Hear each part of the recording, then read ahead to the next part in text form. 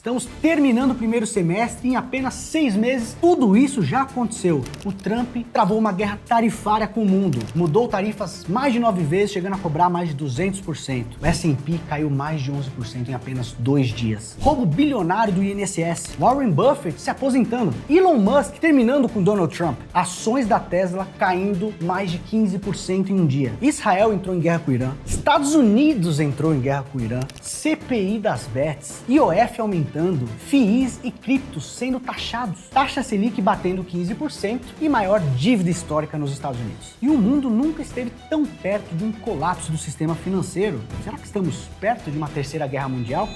Mas antes disso tudo acontecer, se é que vai mesmo acontecer, eu vou te falar tudo o que você precisa fazer para evitar perder dinheiro e proteger assim o seu patrimônio. Antes de mais nada, pessoal, eu queria dizer que eu não tô aqui para falar quem é que tá certo ou que tá errado nessa questão da guerra. A gente não tá aqui para discutir essa questão. Eu tô aqui para falar o que importa, que é o seu bolso. Como que esses acontecimentos podem afetar a tua carteira e o que você tem a fazer para se proteger. Primeiro ponto que eu quero destacar é que esses eventos elevam em muito a incerteza global. E o mercado financeiro precisa ter uma direção. Se a gente olha para uma dívida de um país e não tem uma expectativa de que aquilo vai se estabilizar, esse embate gera incerteza, incerteza eleva custos de empréstimos, taxas de juros, o que pressiona ativos de risco e faz com que a renda variável possa ficar ainda mais volátil, como a gente tem visto. Ou até mesmo em questões mais específicas, vamos falar desse conflito Israel e Irã, envolve ali grandes produtores de petróleo. Poxa, isso pode afetar a oferta de petróleo no mercado global. Um aumento de preços de petróleo é mais inflação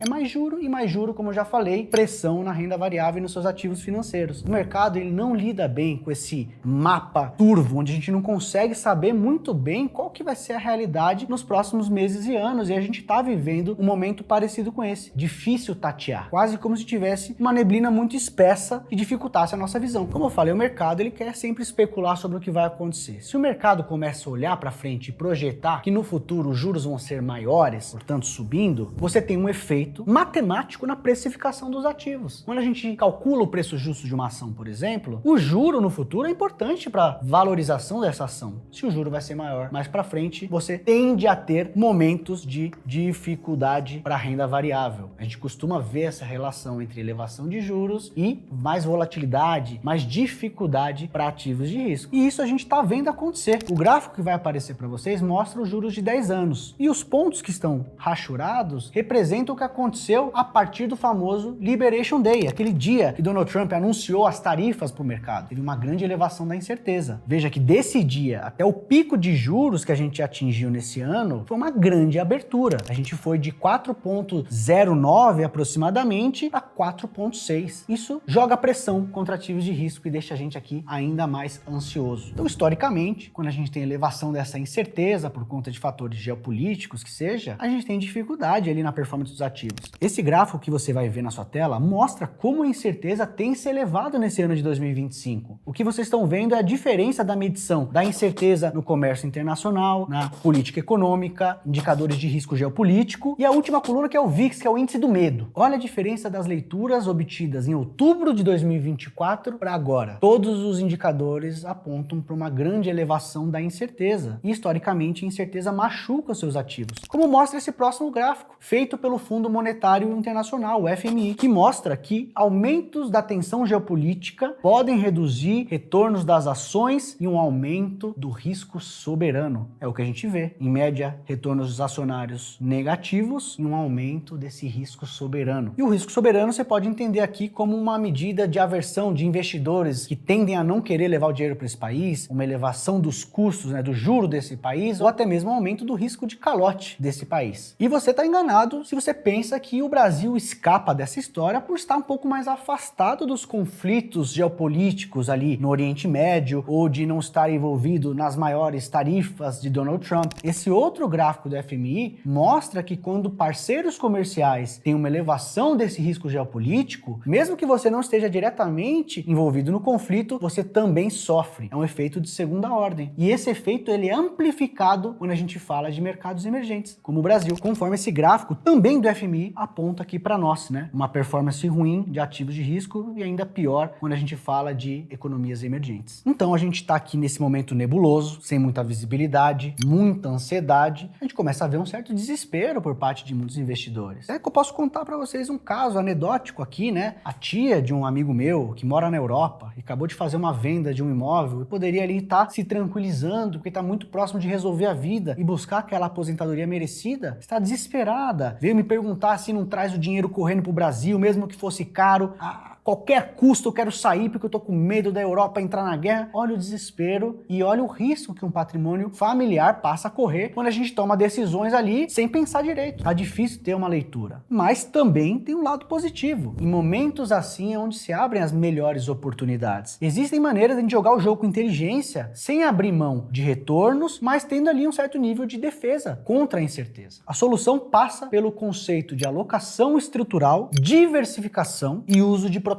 E eu vou explicar cada um desses pilares aqui ao longo dos próximos minutos. Primeiro ponto, o que é uma alocação estrutural? É aquela famosa pizza coloridinha com diversas classes de ativos, então é a estratégia adotada antes mesmo da gente começar a investir. Eu sempre brinco, mas é lógico que tem um fundo de verdade, que 90% do nosso esforço a gente coloca antes mesmo de investir, nesse planejamento. Afinal, tão difícil ganhar nosso dinheirinho suado, a gente vai investir em qualquer coisa sem pensar direito? Então vamos planejar primeiro, procurando determinar justamente qual que é o desenho que funciona para você. Discutindo, quanto que eu vou ter de investimentos internacionais, quanto que eu vou ter de renda fixa Brasil, quanto que eu vou ter de fundos imobiliários, enfim, desenhar aquela pizza bem direitinho conforme os teus objetivos. A partir disso, a gente vai expandir a diversificação entre classes de ativos para diferentes geografias e também diferentes moedas. É a diversificação em 3 níveis, como eu chamo. Classe de ativos, geografias e moedas. Então, eventualmente, se essa fatia aqui for a sua fatia de investimentos internacionais, ela também vai ter diversificação. Ela vai ter renda fixa internacional, vai ter ação de vários países, por que não investimentos imobiliários internacionais também, ou proteções, que é o conceito que eu vou explicar já já. Quando a gente tem uma alocação estrutural como essa, a gente se beneficia de um conceito chamado Dollar Cost Averaging, que é um conceito onde você planeja aportes recorrentes seguindo uma alocação estrutural. Inclusive, tem uma grande frase de John Bogle, que é um grande investidor que eu admiro muito, um dos grandes defensores da gestão ativa e baixos custos nos mercados internacionais. Ele disse uma frase que eu acho melhor nem eu repetir, é melhor você ouvir por sua conta. Quem sou eu para discordar dele, né? It's very hard to give advice on these kind of things, but the one piece of advice I would categorically give to everybody, for God's sake, don't stop a program of regular investing because the market goes down. You're killing the whole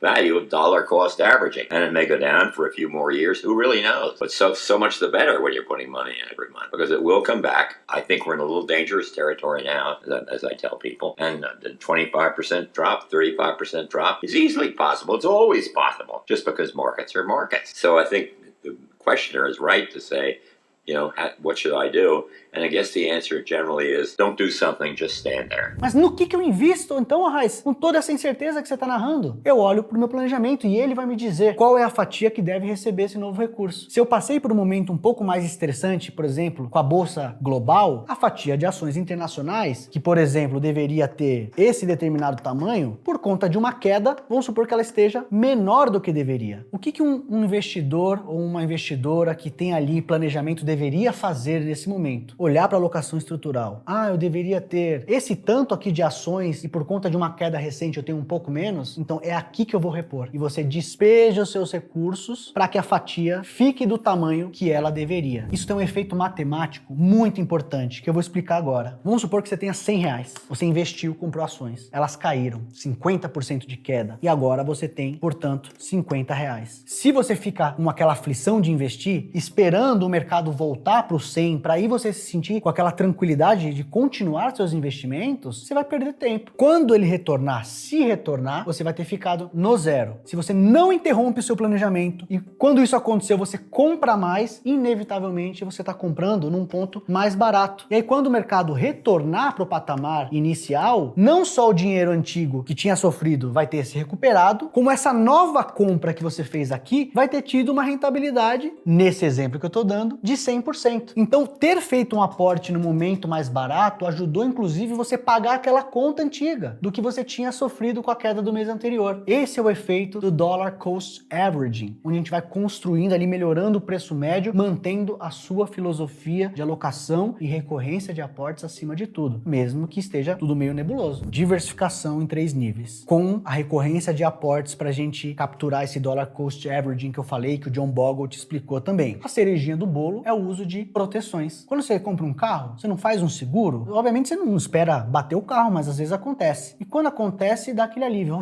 Tem um seguro. Não vou ter que desembolsar o dinheiro para um novo carro. Eu vou acionar a franquia e eu tenho um carro novo. A gente tem alguns ativos financeiros que têm um comportamento parecido com o de um seguro. Um deles, muito conhecido, é o ouro. A Finclass hoje recomenda uma posição estrutural em ouro e tem ajudado em muito a nossa carteira. Por quê? O ouro tende a se valorizar em momentos de estresse na política monetária, quando até mesmo as grandes economias estão desafiadas. Veja os Estados Unidos, que é a maior economia do mundo, onde os títulos públicos norte-americanos são tidos como os ativos mais seguros do mundo. Quando há um problema geopolítico, coloca em xeque até mesmo essa resiliência norte-americana, a gente tende a ver o ouro, que é uma reserva de valor que já passou no teste do tempo, que há milênios funciona como algo de troca que preserva valor, ele mostra o teu efeito. Então a gente vê uma elevação dos juros, de repente uma elevação do risco do país e normalmente isso acompanha com uma valorização do ouro. Esse gráfico que você está vendo agora mostra ali a linha branquinha os juros de 10 anos, a linha laranjinha o CDS, que é uma medida de risco dos Estados Unidos. Mostra ali basicamente se está ficando mais caro ou mais barato se proteger contra um calote dos Estados Unidos. Então se está ficando mais caro quer dizer que mais pessoas estão ficando receosas, mais pessoas estão querendo fazer esse seguro. É uma medida de indicativo de risco crescente. E olha lá, o juro sobe no ano, o CDS dos Estados Unidos se eleva muito e olha quem acompanhou muito bem esse movimento. A linha azul que vocês veem nesse gráfico, que mostra a apreciação do ouro, que apenas em 2025 está chegando perto dos 20% de alta em dólar, o que traz um belo de um alento na carteira. E a gente mescla isso com aquele conceito de alocação estrutural. Eu tenho uma fatia determinada para o ouro. No momento que o choque ocorre, o ouro aumenta o seu tamanho e aí eu tenho um dinheiro que pode inclusive me ajudar a financiar o aporte em outras classes que estejam sofrendo. Vamos supor que aqui o ouro ficou maior, porque ele se apreciou no momento de choque, e em contrapartida, as minhas ações, que deveriam ter esse tamanho, acabaram ficando menores. Eu tiro o dinheiro do ouro e jogo para as ações. Eu tenho um mecanismo a mais para ter rebalanceamento e continuar a minha estratégia de longo prazo. Isso é um efeito poderosíssimo de amortecer a queda da sua carteira em um momento difícil, porque eu sempre falo, uma boa carteira não é aquela que escapa das crises, é aquela que consegue atravessar uma crise preservando o valor e continuando pronta para pegar a retomada dos mercados. E os mercados são cíclicos. Essa nebulosidade vai passar e a gente tem que estar posicionado para capturar os bons retornos quando isso acontecer. E por último, que se soma com essas características, essas dicas que eu estou trazendo para vocês, ter liquidez. Sabe a reserva de emergência barra reserva de oportunidade? Se no momento de choque a sua carteira se desconfigura, se você tiver um dinheiro novo para agregar na carteira e ajudar no rebalanceamento, isso tem um efeito poderosíssimo. É melhor do que você vender parte da carteira que está um pouco maior e rebalancear, porque normalmente quando você vende um ativo, você paga um imposto associado a essa venda. Então se você puder rebalancear com dinheiro novo, você está adicionando mais uma camada de eficiência, que é a eficiência fiscal. Você deixa de pagar um imposto de maneira antecipada, porque você só conserta a sua carteira com o dinheiro novo que está entrando. Então nesse exemplo do ouro que eu tinha dado, eu não preciso necessariamente vender o ouro que ficou maior no evento de choque. Eu posso só derramar mais dinheiro no restante da carteira para o ouro se diluir e voltar para o tamanho que ele deveria ter. E outra coisa que eu sei que você pode estar matutando aí na cabeça, será que em momentos como esse a gente não pode rediscutir essa alocação estrutural? Poxa, nesse momento eu aumento um pouquinho mais de bolsa, eu diminuo investimentos internacionais, até posso fazer isso, mas é extremamente difícil acertar esse movimento tático, que é o que a gente chama de market timing. Então algo que pode ser mais eficiente é, dentro de cada caixinha, mesmo que eu não mude os percentuais estruturais, eu procurar oportunidades diferentes, como a gente tem feito aqui na Finclass. Muitas oportunidades estão sendo encontradas dentro da caixinha de FIIs, de renda fixa dinâmica, por exemplo, e ao invés de eu te trazer os exemplos de movimentações mais táticas que a gente tem feito dentro de cada caixinha da alocação estrutural da Finclass, por que não deixar os analistas da Finclass explicarem para você diretamente? Vem comigo!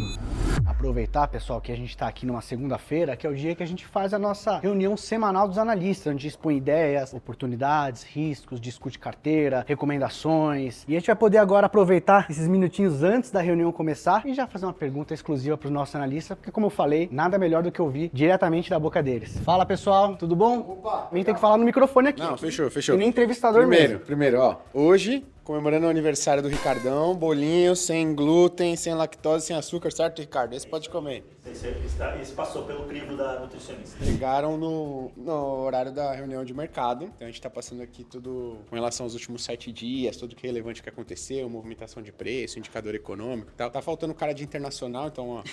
reunião tá faltando um cara importante. Tô atrasando a reunião.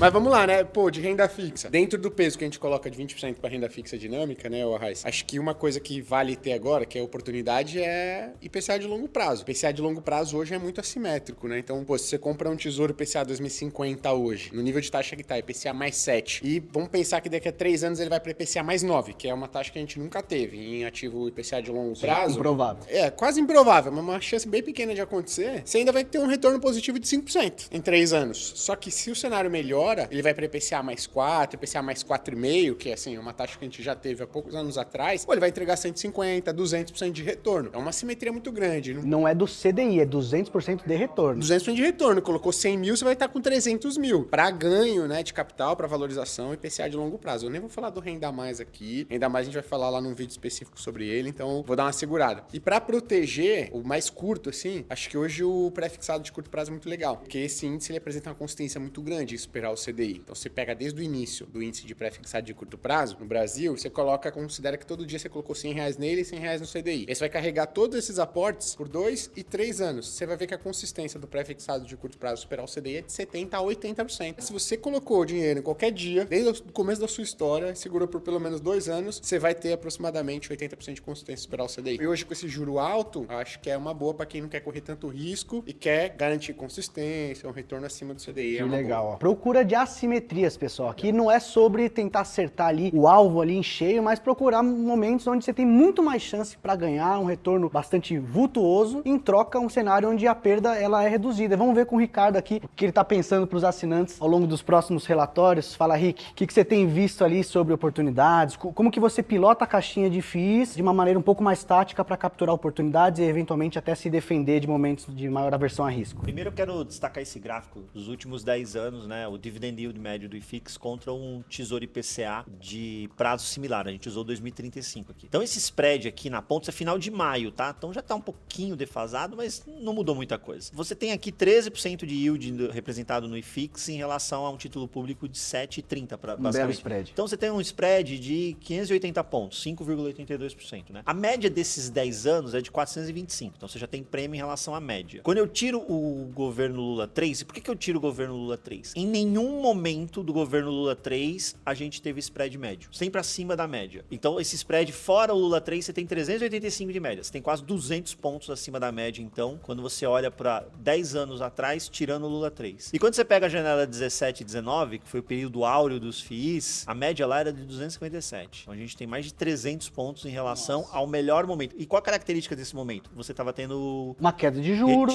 na bola, Selic, né? Selic caindo na bola. A gente acho que é consenso que chegamos ao fim do ciclo de alta, né? Então a gente vai iniciar um ciclo de queda. Se não for nesse ano, no ano que vem a gente inicia um ciclo de queda. Então a gente tem que se posicionar para esse ciclo, que tem muito mais a ver com a cara desse spread aqui. Como é que a gente fecha isso? O dividend yield é renda sobre valor. Você não espera que a renda caia. Perfeito. Então você vai ver a valorização das cotas, a cota subindo. E aí quando a gente vai para setorial, que setor eu tô gostando? Eu tô gostando desse setor aqui, que é hedge fund multi-estratégia. Por quê? Porque ele tá me entregando um carrego de renda bem interessante, elevado. Isso aqui é a média da indústria aqui, com 14%. Ele tá nessa brincadeira híbrida aqui, ó, com uns 14% na média em relação à patrimonial. Numa carteira que tem mix de papel, tijolo, cota de FII, então bem diversificada. Esse segmento é um dos meus preferidos no atual cenário. Então a carteira hoje ela está construída para esse ciclo de redução, mais tijolo e uma pitada interessante de multi-estratégia, porque a gente entende que o multi-estratégia ele tá mal precificado, porque é um produto que nasceu numa janela aí de 2 anos e a turma tá precificando a la FOF, como se fosse um fundo de fundos. E não é outra estratégia. Então ele me dá um conforto de ter uma carteira super diversificada, com um carrego de renda super interessante e um potencial de ganho de capital igualmente interessante. Então, mais tijolo, uma pitada adicional de multi-estratégia. Não abandona o papel não tem como você desprezar dar um yield desse. Mas eu não preciso ter metade da carteira em fundo de papel, como a gente vê algumas pessoas carregando agora, seduzidas por um CDI mais elevado. Então, vocês começaram a ver exemplos, tanto na fala do Gui como na fala do Rick, que aqui ninguém está interessado em acertar ali a bola da vez, bola de cristal a gente não tem. Então tome cuidado, inclusive, com opiniões que você pode escutar por aí, porque aqui a gente emprega muita ciência, muito esforço e preparamos para os nossos assinantes as melhores assimetrias. A gente sabe que existem cenários prováveis para o futuro, a gente tenta escolher os cenários onde a probabilidade de ganhar dinheiro é maior